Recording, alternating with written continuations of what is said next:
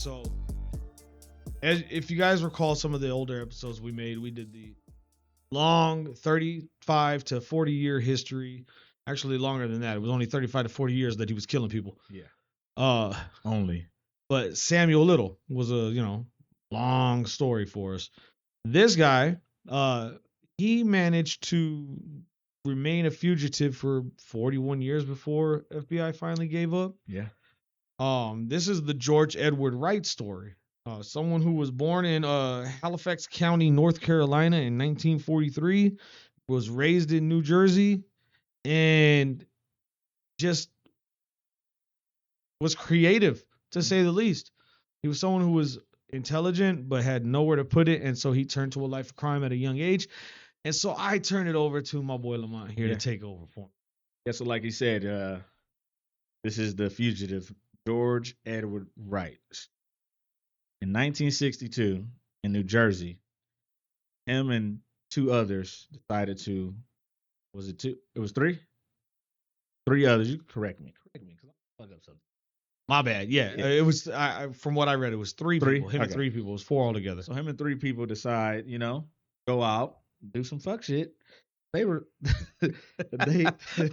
I like how you put that. Just do some fuck shit. Do some fuck shit. And they rob a gas station, and things went south. Where I'm sure if you was a fucking knucklehead at some point, could relate. But unfortunately, Walter Patterson ended up losing his life that night. The Korean War vet. They shot and killed him. And Wright ended up getting arrested for that crime. And he was convicted and sentenced to 30 years. Just one. All right, you said I could correct you, so I'm gonna correct you. Walter Patterson won the Korean War vet. He was a World War II vet. Different war. My bad. My bad. We want to get it right. Too much on the sauce, maybe. We want to make sure we get it right for the military people out there, man.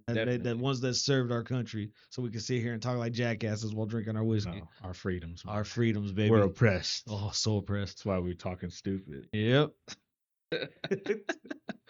Yeah, so Wright's arrested and convicted and sentenced to up to 30 years behind bars. So after them doors shut behind his ass, he had no intent to serve out his 30-year sentence. And in 1970, after several years inside, it was 7 exactly? It was about 7 before escaping. Yeah, several years. 7, several, same fucking difference. Shut up. There's an S in it. He escapes with the 3 others.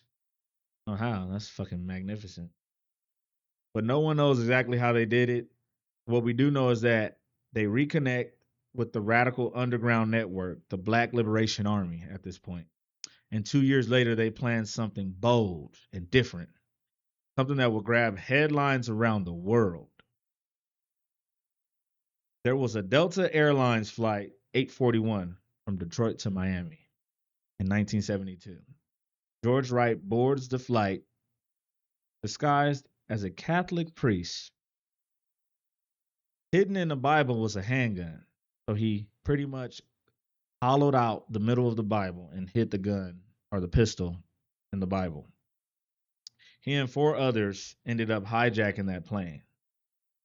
The 4 others was it was a man, woman, and 2 children. So as I'm reading it now, it's actually I know the story said 4, but then for some reason when you look at accomplices, so I don't know if maybe there was just some people on the outside of the plane that kind of helped him get in. Probably. But it said that there was 3 men, 2 women, and 3 children involved as far as the list of accomplices go. So maybe it was him and 3 others that were actually on the plane, and maybe there were some people on outside that kind of helped facilitate him getting to that point. Yeah. So, but they obviously they wouldn't count the children because they're innocent children.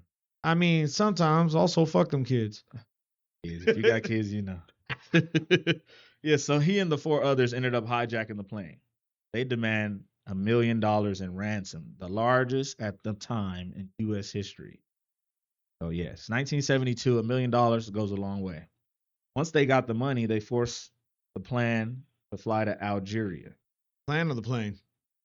The plane. The plane. I'm seeing if y'all paying attention. Hey, he said I could correct him. Fuck it, I'm gonna correct him.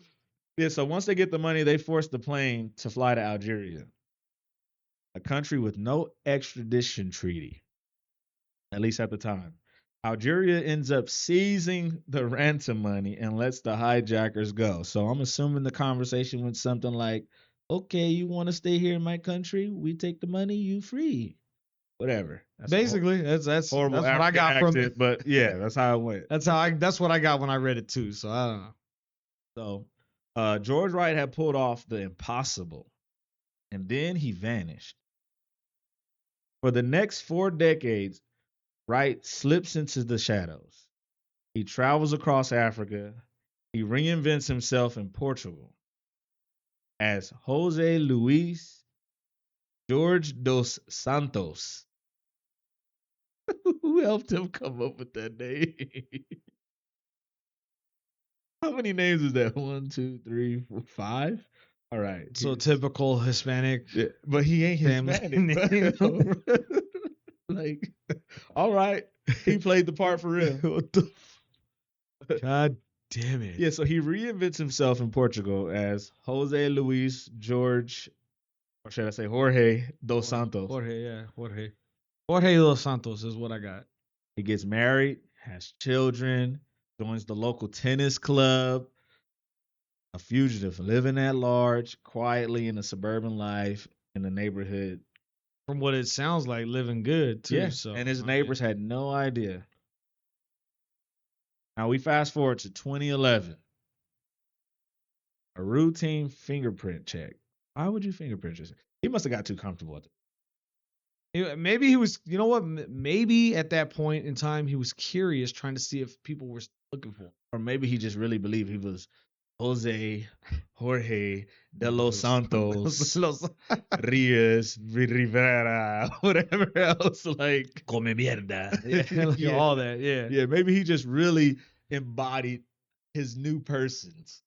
I mean, people are doing it today, right? Right, yeah, that's true. That's true. They're waking up as a whole new being. He was ahead of his time. Without knowing.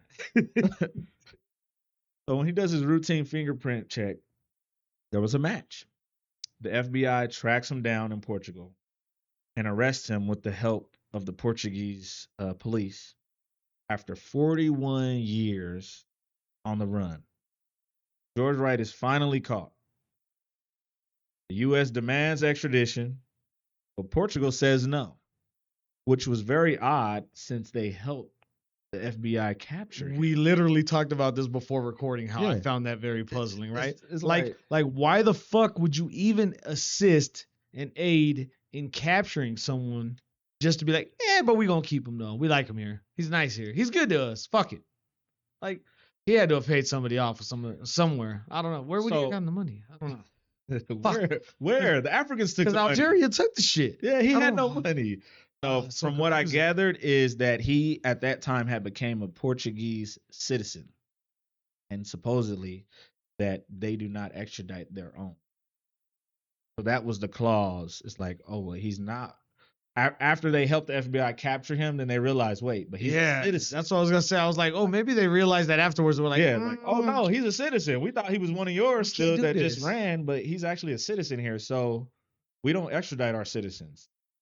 And so that was a loophole. I don't know whether Mr. Wright knew that prior or it just was the luck of a draw. Or maybe he had a lawyer that pointed that out. Like, hey, Like, hold on a second, dog. Hold on. Yeah, You can't take my client and extradite him because he's technically a citizen now. Who maybe knows? this was part of his entire plan. Go to Algeria with the money and then leave there and go there. Well, I'm sure losing the $1 million wasn't No, part not of his that plan. Not that. That was probably like a setback. Yeah. Damn it, some bitch. I thought I was gonna give him $20. That was gonna be enough. Yep. So after 41 years, FBI tracks him down with the help of the Portuguese and they arrest him. Portuguese realize he is not an American citizen anymore. He is actually one of theirs.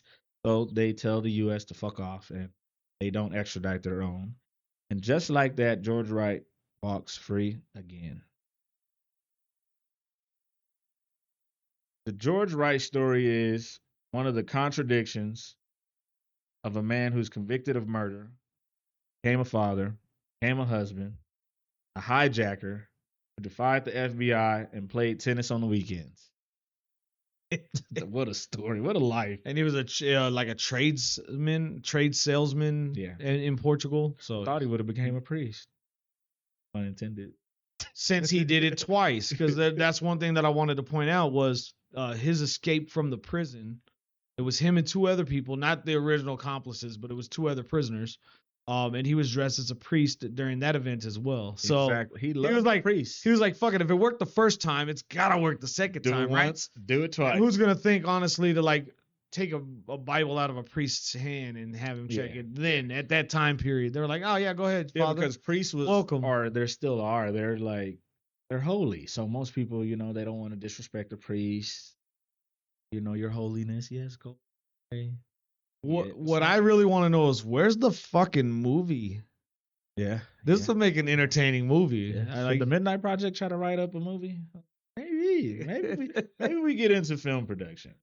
Who knows? Oh no, I wish we had the fucking money for that, bro. Man, God damn. We could raise the money. We got to just call out jury and say, hey, that fucking million you guys Hey, took, we gonna need that back. we gonna needs that. Yeah. So this man became a convicted murderer, a father, a husband, hijacked a plane, defied the FBI, played tennis on the weekends, like nothing ever happened. And to some, he's a criminal, never paid his debt. Other, he's a symbol of resistance, of reinvention, and a master of escape. But one thing's for sure, he disappeared. He almost got away with it. Did he almost, or did he? I mean, like technically he got away with it. Like, do they know Well, who it is, yeah. where he's at, what he did? Like, can he ever leave Portugal? Probably not. No. Because the second he They fucking waited leaves, on him. you know, the FBI will be like waiting at the fucking border, like, "Hey, man, got you, bitch." Yeah. Like, I wonder so if he's still alive. let's you know what? That's a good question. I'm gonna Google it right now. He was born in 43? Probably not. Let's see. Is George Edward Wright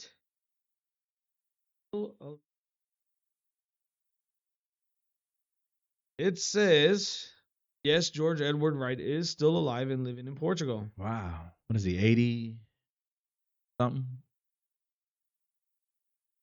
Let's have a look. Should be 82. How old?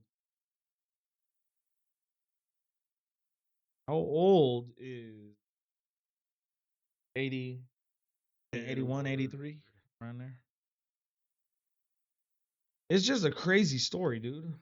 It is. Yeah, he's 82 years old now. 82. Wow. My math works. Hey, his math was mathing. Holy shit, that's a first. People. I just, yeah, it's crazy that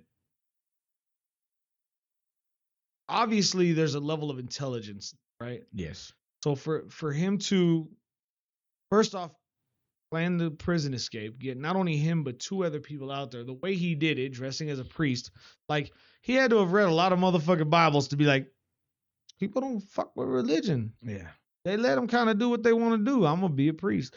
How he got the fucking outfit, got the escape, got two prisoners to be able to go with him. Like, what did he dress them up as? Altar boys? Like, what the fuck? How the hell did you get them out? I'm curious about that too. We're going to a funeral and these are my pallbearers. Can we like at least send a reporter down to go visit George Edward-Wright so we could get a movie made about this and have some accuracy to it? Yeah. I'm curious to see how he got them out as well. I want to know. Yeah. Tucker, do it, man. Yeah.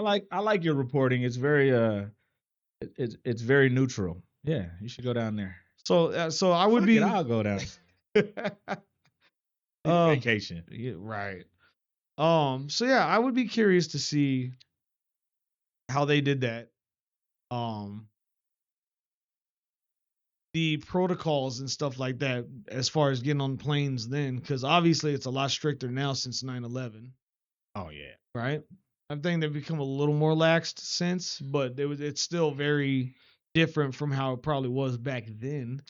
So I am 70s curious. to now? Yeah, like They used that's to smoke everywhere in the yeah. 70s. Dude, you still see. Look, you can't smoke on planes, but there's still fucking ashtrays in the bathrooms. Like, come the fuck Yeah, on. they Like, what the smoked fuck? Like, everywhere.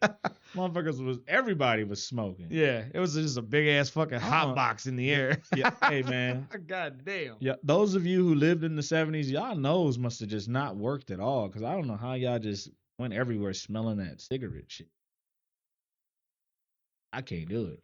I walk into a casino here in Vegas, I'm like, what? Nicotine. Oh no. I get second, third, Oh, fourth no. hand smoke. I'm ready to die.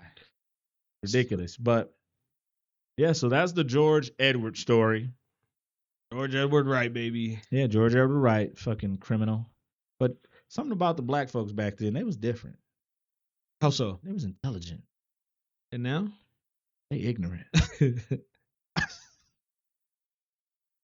Nowadays, a motherfucker would have recorded himself doing all of this. Yeah. Oh, dude. Yeah. I'm George Edward-Wright. I'm about to hijack a plane. Like, What's yeah. up, live? That's what, they would do. That's what they would do now. Yeah, this goes out to all my YNs. Like, what? Put the phone down, you dummy. Anyways. Yeah. So, this is another midnight production. As always, man, subscribe, share, show you care. Love y'all. But wait, there's more. So, as of today, in 2025, George Wright is to believe to, obviously what we established, he's still alive at 82 years old in Portugal. But in his 80s, he is one of the longest fugitives in U.S. history, of over 50 years living on the run. So, bravo to you, brother. Bravo to you. If I'm ever in Portugal, I'm going to look for your ass, though. Get that one-on-one. I would love to hear. I'm telling you, I would love to hear the story. But anyways, now we out for real this time. Yeah, we out. Subscribe, share, show you care.